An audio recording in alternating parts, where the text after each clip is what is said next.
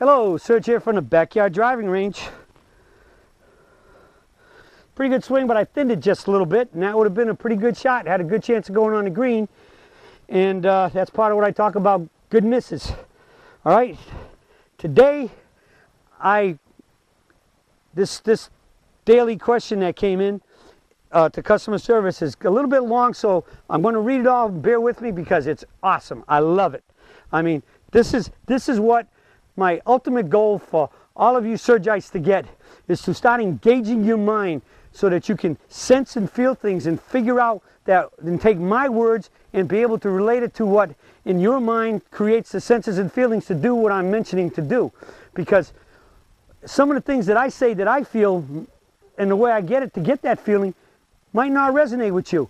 But if you understand the concept, then you need to try to work on that concept and find the feelings and whatever that's going to resonate and make you feel what you want to do, because it's all about feeling. Remember, there's no such thing as muscle memory. The brain the muscles don't have a brain. It's the brain that sends them messages and signals to all the muscles to do what to do, when to do it, and how to do it. Okay? And so, first off, we got to get rid of that concept of muscle memory. It does not exist. All right? It's mental memory. So until you have it here, that you won't get it here and all through your body. And that's why in all our lessons in the beginning, we talk more and we explain things, because we have to get what's in our mind into your mind.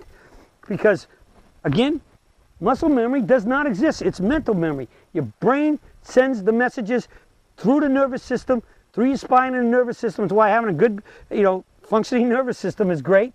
And having back problems and problems where you're getting pinched nerves in here, it not only does it give you pain, your body can't properly function because the messages can't get down through to the proper muscles.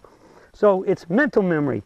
So this came into from Pete Crescito. Peter, thank you. I love this, and I'm sure the nation's going to love it. Here we go. Don, I would like to pass on to you and my fellow golfers a tip that I discovered while at the office one day, which can be used when stuck in the house due to bad weather or whatever. Stuck in the office, you get a few free minutes.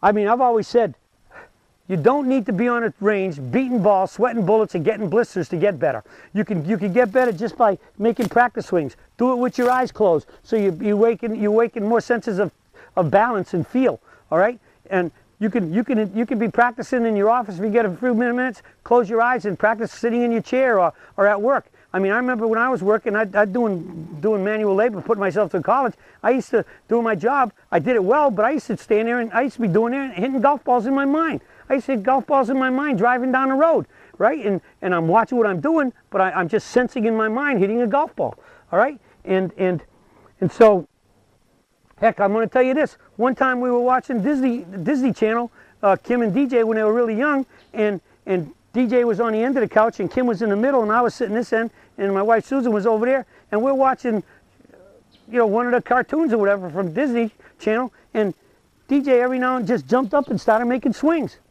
And Kim yells at him, DJ, sit down. So he sat down. 2 or 3 minutes later, he jumped back up, and he's swinging again. He's making swings with, just with his hands and his arms. He's making full swings. And she yells at him, DJ, sit down. He was watching the cartoons, but hitting balls in his mind. That's how you get better. You don't have to be on the range beating balls, sweating bullets, and getting blisters.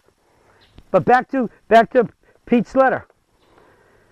I was in my office on a conference call, and I started to take some practice swings. I wanted to make sure that I was going into the catcher's mitt and up the tree, and doing the same as I finished to the finish in my swing. So I felt I was doing something wrong, so I went over to my office door jamb. I positioned myself in the middle of the entryway, my toes in line just outside the opening of the hallway, which allowed my arms to go down the line and ensure my arms went straight up the wall, preventing me from moving my arms behind me into the sacred burial ground. If I did, I hit the wall of the door jamb. Wow! This works great for my back and forward swing. I cut down the club into a short club, allowing me to see the head and allowing me to feel the proper feel of the swing. Doing this, and he says 21 times a day, because there's some psychology people out there that say that if you practice something 21 times a day for 21 days or whatever it is, you ingrain it. I'm not going to argue that, but you ingrain it in your mind, not into your body. You ingrain it in your mind, which will make the body do what you want. He said, I do it 20 times a day. It's helped me have a better understanding of the true movement of going up and down in the swing. I see this as a great way to practice during those bad cold nights, or especially, you know, anywhere. So you have, what you imagine is, if this is the door jamb right here, right? And so this is the hallway and this is the office. He got himself in the door jamb. We found a point where when he got over his toe line, but you got to have it out a little bit more and come up. If he was going inside, he'd hit the door wall, because if this is the outside of the door jamb, he's up against it in here, and then go that way and you don't hit it. So it is a great thought. I mean, I've used the door jamb for the concept of getting in the door jamb and you learn to bump, because if you put yourself right up against the door jamb, and all you have is this, if this is your door jamb and you're right up real close to it and you're going to do the bump, boom, this way. But if, you know, a lot of people do the bump, they overdo it and they're collapsing. So his door jamb's right here. So when he brought his hands back here, if he came in here, he'd hit the door jamb. Let's see if I can't get this stuck in the ground here. So if he's standing here just swinging his arms and he's in the door jamb, he can't go inside. He can't go deep. That's what he's in the door jamb here. And then he's got another one. The other side of the door jamb is there. And it's a great way to just learn in the catcher's mitt. And once you reach your toe line, there's no more turn and you're going up, right? From a back view, I'm standing here. So I go in the catcher's mitt up there, but by the time I reach the toe line, it's all lift. There's no more turn. So boom, he's hitting the door jamb and he goes up. Again, one of the biggest problems is many of us think we're making less turn. We're only turning to the toe line, but we're still getting way too deep. And that's a great way to learn that a 70-degree turn is almost, for most people who've been really trying to make big turns, 70 degrees feels like you're not even turning. So this is absolutely great. Peter, thank you so much. And this is, I love this because it's waking up your mind, to use your mind to sense and feel things to help you develop the swing you want. No different than trying to figure out a problem from work or anything else. You have to gauge your mind, and in this case, you're taking the concepts, the pictures I give you for a golf swing that we do on the videos, and it's in the manuals, and we say here on the dailies. Take that video, that image in the mitt and up the tree. There's your inside of your tree, and you go up. Okay.